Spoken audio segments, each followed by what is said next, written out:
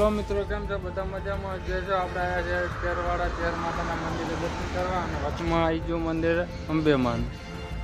તો હું તમને બતાવું કે આપણે અંબેમાના મંદિરે દર્શન કરવા જઈએ. ના છે લુક બહારનો, તમે જુઓ. બાજુમાં ખેતર છે, બધું ખેતર છે. આ છે અંબેમાનું મંદિર. આપણે દર્શન કરીએ. જય અંબેમા.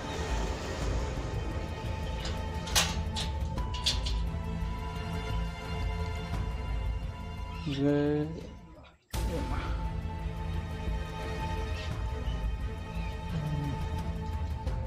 સામે અંબેમા. શિરોમણી બાપા બજરંગ દાસ તમને બતાવું